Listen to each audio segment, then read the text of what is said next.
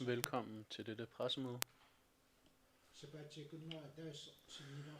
Det er cirka lidt over en uge siden, at vi meddelte en strategi om at beskytte samfundet og vaccinestrategien.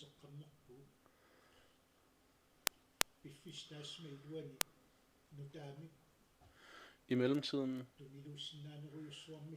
er en ny og mere smittefarlig variant af coronavirus begyndt at sprede sig med stor hast. Også i Danmark.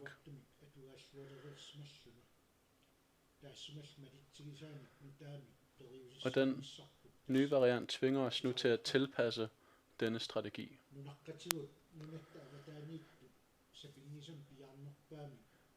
Vi skal nu have vores landsmænd hjem hurtigst muligt. Og derfor, når vi derfor arbejder vi, er vi begyndt på arbejdet med at få dem hjem. Og når de så er kommet hjem, så lukker vi for indrejse. Selvfølgelig forholder det sig sådan, at dem, der er udenlands, de skal komme hjem. Men vi ved også, at de indrejsende udgør en smitterisiko.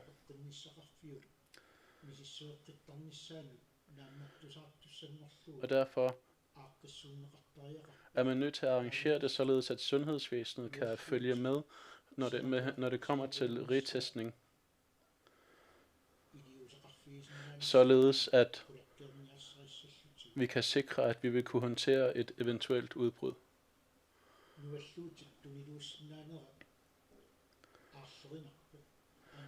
Der er en smittefare. Og den nye variant i Danmark, som er meget mere smittefarlig, den er i Danmark. Men når det kommer til at få vores landsfæller med hjem, så er det vigtigt. For hvis vi ikke gør det, så kan der ske et endnu større udbrud med en anden slags virus, som bliver ført ind i landet, som er mere smitsom. Jeg er sammen med landslægen her, og jeg er også sammen med Naalakkersuisoq for sundhed. Og jeg vil nu give ordet til landslægen. Værsgo, Henrik. Tak for det.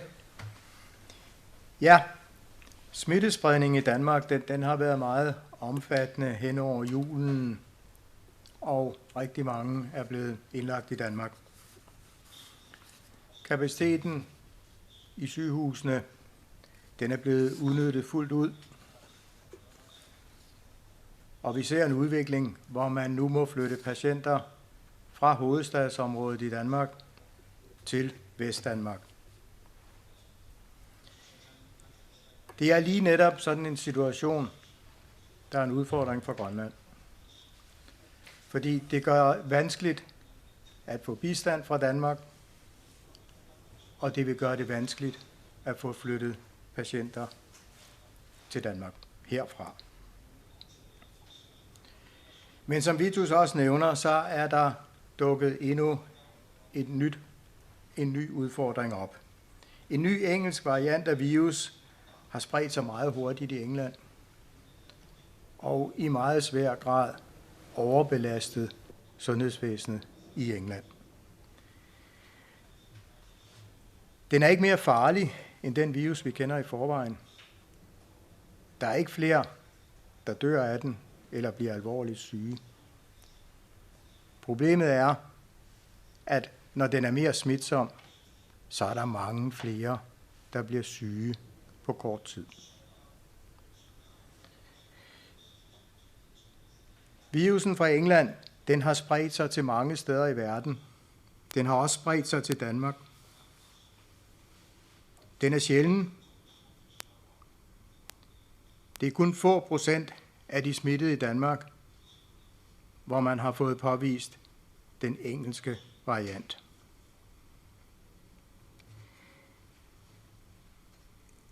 Men vi må forvente, at det meget hurtigt vil kunne ændre sig. Den forventes at være mellem 50 og 70% mere smitsom. Og det betyder rigtig meget, når man skal vurdere, hvordan tingene vil udvikle sig. Det er også baggrunden for, at man i Danmark nu har valgt at lave nogle nye restriktioner, før at denne nye virus for alvor spreder sig i Danmark. Man har jo nu indført en masse nye restriktioner, blandt andet forsamlingsforbud på kun 5 mennesker i Danmark. Nogle meget drastiske tiltag. Den hidtidige strategi i Grønland med, at vi inddæmmer, så snart der opstår et nyt tilfælde, vil blive voldsomt udfordret, når vi har med at gøre med en så smitsom virus. Den vil med stor sandsynlighed kunne medføre omfattende smittespredning med alle de konsekvenser, det har. Det er derfor det sidste, vi ønsker, det er at få den her nye variant til Grønland i det hele taget. Vores strategi er derfor fortsat at gøre alt for at holde Grønland coronafri. Det er ikke nemt, men der er ingen alternativer. Og vi tror også på, at det vil lykkes, hvis der bliver iværksat de fornødne tiltag.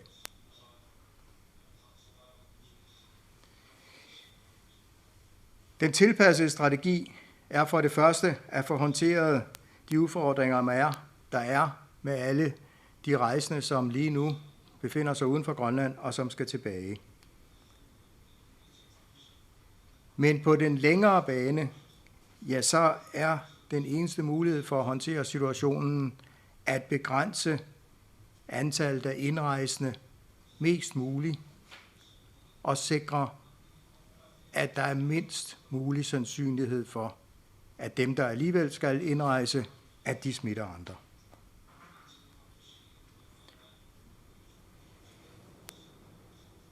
Vores borgere, som er rejst til Danmark, vil nu komme hjem hurtigst muligt. Og det simple formål er at forhindre, at de bringer den engelske variant med sig. Fordi den først for alvor vil forventes at blive udbredt i Danmark hen i februar måned. De rejsende, som befinder sig i Danmark lige nu, dem opfordrer vi rigtig meget til at så vidt muligt at holde sig isoleret i Danmark, så længe de er der. For på den måde også at bidrage til, at virus ikke kommer hertil. At den nye virus ikke kommer hertil. Det vil være helt afgørende for, at vi forhindrer smittespredning. Det vil også være helt afgørende, at alle rejsende, der kommer hertil, er enormt bevidst om karantænereglerne efter hjemkomsten til Grønland, og at de bliver retestet. Og alle opfordres fortsat til at være meget forsigtige og undgå på nogen måde at bringe andre i risiko inden for den periode, man fortsat kan smitte, og det er jo op til 14 dage.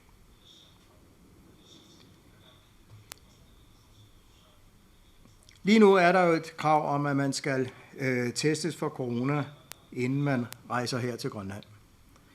På nuværende tidspunkt må testen højst være 120 timer gammel, 5 dage gammel.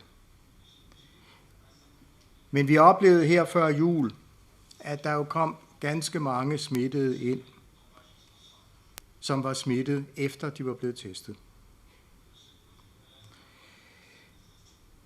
Der vil derfor nu inden for kort tid komme et nyt krav om, at en test højst må være 72 timer gammel eller 3 dage gammel på det tidspunkt, man indrejser. Vi anbefaler dog allerede nu, at dem, der befinder sig i Danmark, de lader sig teste tættest muligt på afgangstidspunktet og højst 1-2-3 dage før. Dette er muligt ved, at man bruger testmulighederne på Rigshospitalet i København. Samlet set vurderer vi, at disse tiltag vil kunne gøre, at vi fortsat kan opnå det store mål, nemlig at holde Grønland coronafri og undgå en altødelæggende epidemi. Tak. Vi takker landslægen, og nu giver jeg ordet til Naalakkersuisut for sundhed. Tak. Coronasekretariatet arbejder sammen med Air Greenland på at få sendt nye rejseplaner ud hurtigst muligt, og de arbejder på højere tryk. Hvis du er i Danmark, og du har booket en billet hjem til Grønland i januar, vil du få en ny rejseplan. Langt de fleste vil dog blive fastholdt på den rejsedato, de har booket. På grund af den nye strategi vil nogle rejsende opleve, at rejsedatoen rykkes frem, og derfor opfordres alle til at tjekke den fremsendte rejseplan.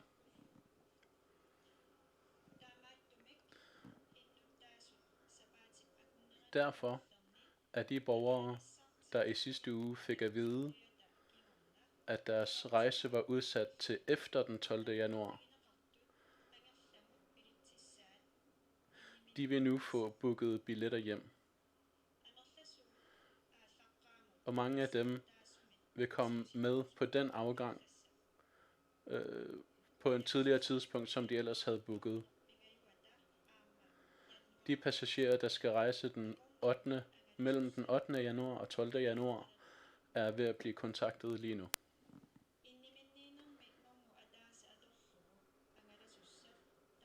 Alle, som er på samme bookingnummer, vil blive ombooket, så de fortsat rejser sammen. Det vil sige, at man stadig kommer til at rejse sammen med dem, man oprindeligt skulle have rejst med.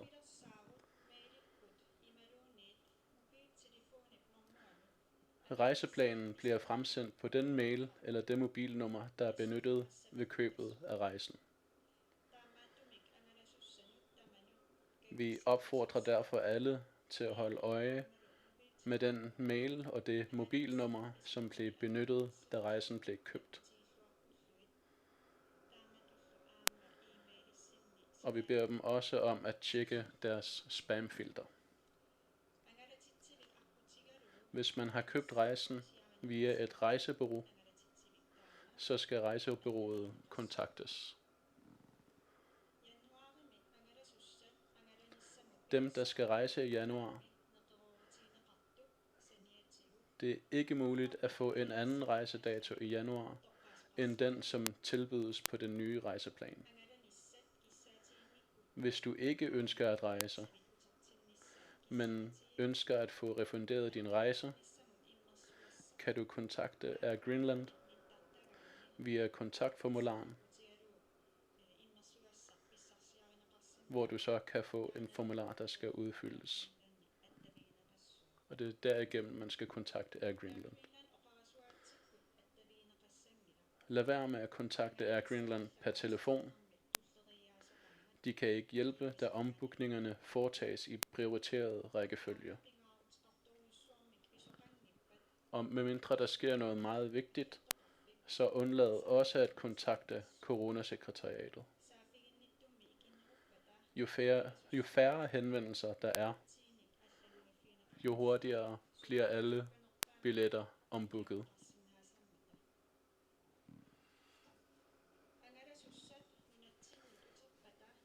Når alle de rejsende er kommet tilbage, så rejser vi, så lukker vi efter i februar måned.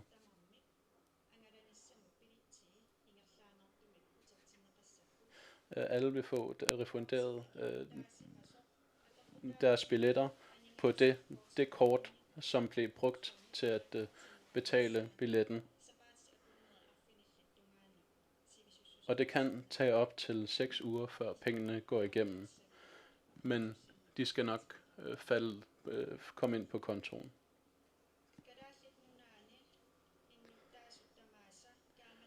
Vi opfordrer alle borgere til at undlade at rejse ud af Grønland. Vi ved nemlig ikke, hvornår det bliver muligt at komme hjem til Grønland igen.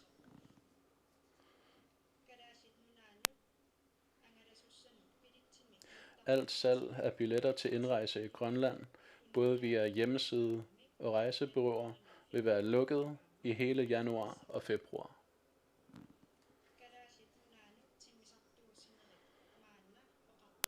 Myndighederne overtager flyvningerne til Grønland, som dermed overgår til nødberedskab.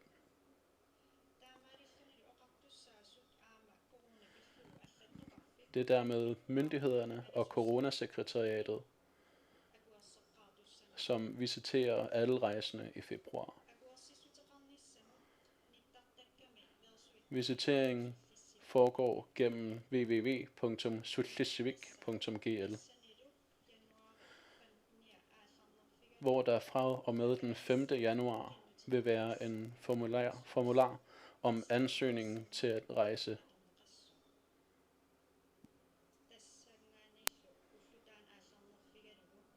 Og fra samme dato vil det link være tilgængelig på www.nun.gl.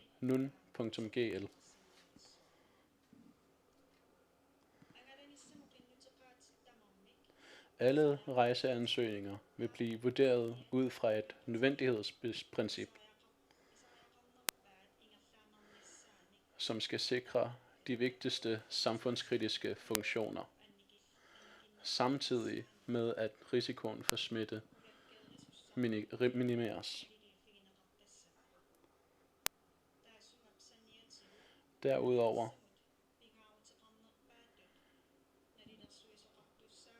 så vil der være nogen, der tager stilling til, hvad der udgør en nødvendig rejse. Og der kan vi komme med det eksempel, at hvis der for eksempel er alvorlig sygdom i familien, eller dødsfald i familien, hvor man har mulighed for at deltage i begravelsen, og Henrik har også lige sagt, at der snart vil komme en ændring i de krav, hvor man skal have foretaget en test inden for 72 timer, inden man kan indrejse til Grønland. Og det kommer til at være et nyt krav. Det var det. Tak. Vi siger tak til Anna. Med hensyn til vaccination har landslægen så noget at tilføje.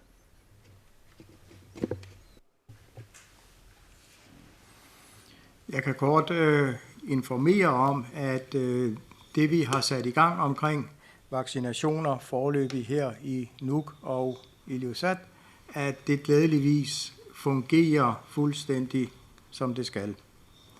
Vi er meget tilfredse med det forløb, der har været indtil nu. Der har været rigtig god tilslutning til vaccinationerne, og vi vil blive færdige i løbet af den her uge her, som planlagt.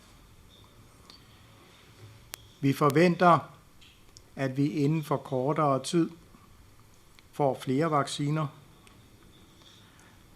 Stadigvæk er en type, som er meget vanskelig at transportere og bruge. Men indtil der er alternativer, vil vi sikre, at alle disse vacciner bliver brugt mest hensigtsmæssigt, og vi får flest mulige vaccineret allerede her i januar måned. Vi forventer at kunne påbegynde vaccinationer i Aasiaat, i Sisimiut og i Qaqortoq her i denne måned. så er det også sådan, så at alle skal jo vaccineres 2 gange. Og det vil sige, inden for nogle få uger vil vi skulle være klar med anden vaccination her i Ilulissat, og her i Nuuk og i Ilulissat, og efterfølgende selvfølgelig også i de andre byer. Så er der jo også kommet en godkendelse af en ny vaccine, som er væsentligt nemmere at bruge.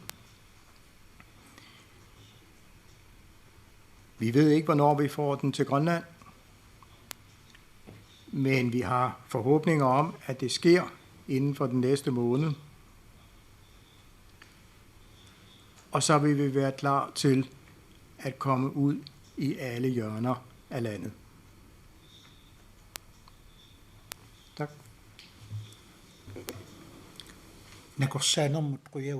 Vi siger tak til landslægen. Som det blev sagt, så er vi i en særlig situation.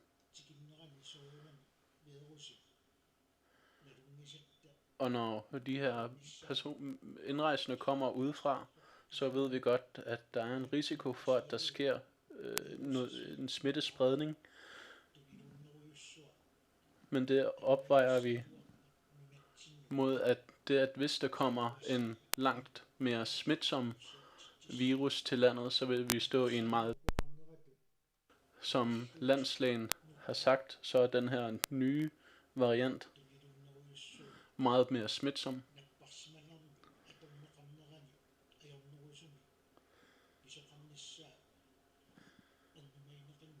Den giver ikke nødvendigvis et værre sygdomsforløb, men fordi den er mere smitsom, udgør den en alvorlig risiko for samfundet.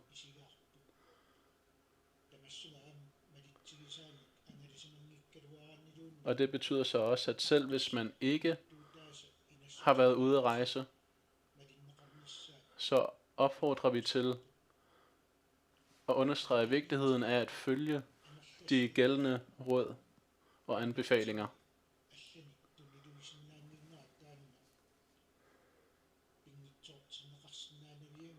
Vi vil ikke kunne undgå, at der kommer smitte,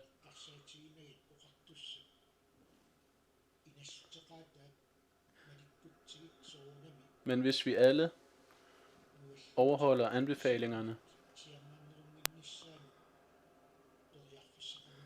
så har vi en bedre chance for at undgå smittespredning. Vi skal huske at holde afstand til hinanden, undgå at give hånd. Vi skal undgå at kramme, og vi skal huske at vaske hænder ofte, og også bruge sprit jævnligt.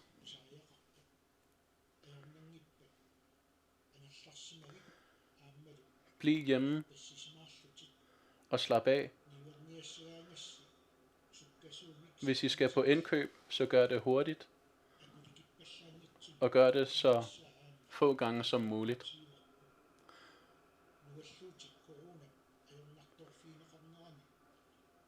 Her under coronakrisen har vi klaret det godt, fordi vi passer på hinanden. Men vi skal så også gøre en større indsats for at sikre, at vi ikke undgår, at situationen bliver værre. Og det gør vi, og derfor er vi nødt til at sikre, at der ikke sker en omfattende smittespredning. De unge, der er under uddannelse i Danmark, skal helst blive i Danmark. De skal passe rigtig godt på sig selv og følge de danske myndigheders anvisninger.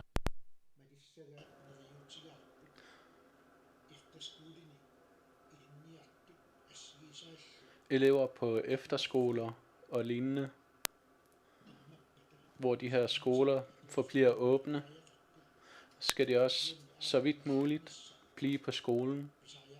Men hvis der skulle blive behov for, at de bliver sendt hjem, så skal man rette kontakt igennem de sædvanlige kanaler i uddannelsesinstitutionen. Vi håber selvfølgelig, at I passer godt på jer selv og følger myndighedernes anbefalinger, og det skal vi igen understrege. Og jeg vil gerne sige tak for, at I har været her under pressemødet. Tak.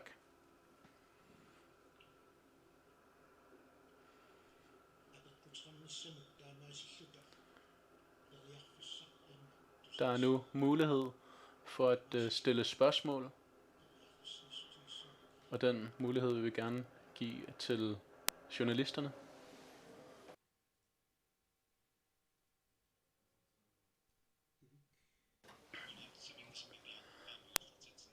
Det her med at få dem sendt hjem så hurtigt som muligt, er det noget, der skal ske inden for et bestemt tidsrum? Har I lavet en bestemt tidsplan? Som når det gør op for sundhed og landslægen har sagt, så er de rejsende, der skal til Grønland, der er cirka 1000 af dem. Og når man sammenholder det med, at der er begrænsning på 150 passagerer per fly, så kan man komme med et skøn over, hvor hurtigt man kan få de her mennesker hjem. Men som når det gør op for sundhed har sagt, så prøver vi at få alle hjem fra i morgen af. Og når de så kommer hjem, eller når de her indrejsende er kommet tilbage, så lukker vi for indrejse i hele februar. Hvis jeg lige skal komme med en tilføjelse, det er noget, der er nærliggende. Dem, der skal rejse hjem, dem stiller vi samme krav til, som vi stiller til alle.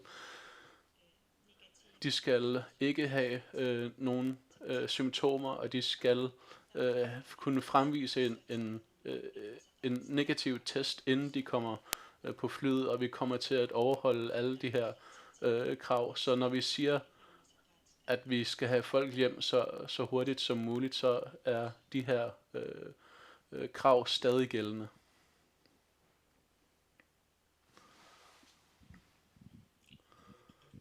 Merete, værsgo.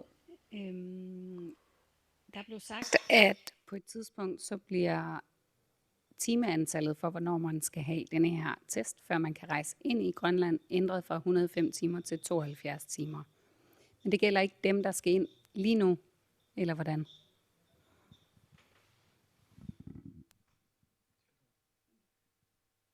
Det krav, der er i øjeblikket, det står i bekendtgørelsen om indrejse, og der står, at den maksimalt må være 5 dage eller 120 timer gammel. Der vil i løbet af januar måned komme en ny bekendtgørelse, hvor der vil være et skærpet krav til, hvor gammel testen må være, nemlig kun 3 dage gammel. Men vi anbefaler alle rejsende at prøve at få arrangeret deres testning allerede på nuværende tidspunkt, så den er så ny som muligt på det tidspunkt, de skal rejse. Og baggrunden, som jeg nævnte før, er helt klart, at vi før jul og lige op til jul jo desværre så en hel del importerede tilfælde, som åbenlyst var blevet smittet, efter de var blevet testet.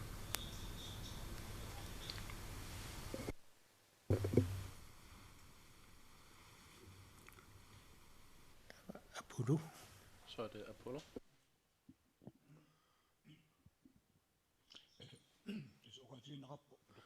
Det bliver sagt, undskyld, lad mig lige ramme mig. Det bliver sagt, at når de her, der kommer hjem, dem der er kommet hjem efter den 12., så lukker man for ind- og udrejse fra Grønland. Har man kommet med en fast dato på det?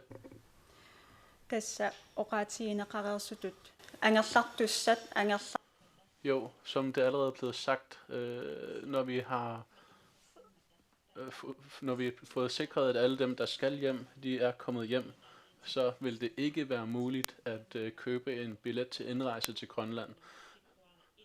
Så vi har lukket indtil februar måned. Jo, det er blot, at så lige da vi kom, så sagde at partisekretæren for departementet, at der vil være lukket fra den 22. Kan I kommentere det? Det kommer til at variere, fordi det kommer an på, hvor hurtigt vi kan få de her mennesker hjem, som er i udlandet nu, i Danmark nu. Men man skal ikke være i tvivl om, at vi kommer med en udmelding om, at der bliver lukket i hele Grønland for indrejse.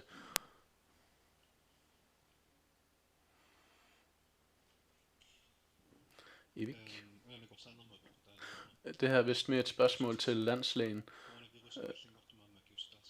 Den her vaccine, dækker den også for de nye varianter? Ja, heldigvis tyder alle de informationer, vi har fået indtil nu på, at vaccinen stadigvæk vil være fuldstændig effektiv over for den nye variant, som kommer fra England. Der er også andre varianter rundt omkring i verden, men der er ikke noget, der tyder på, at vaccinen ikke også dækker dem.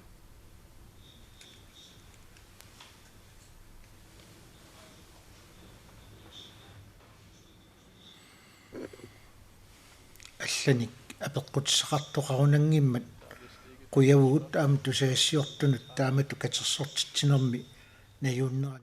Og tak for, at I ville være med til det her pressemøde. Tak til jer alle sammen.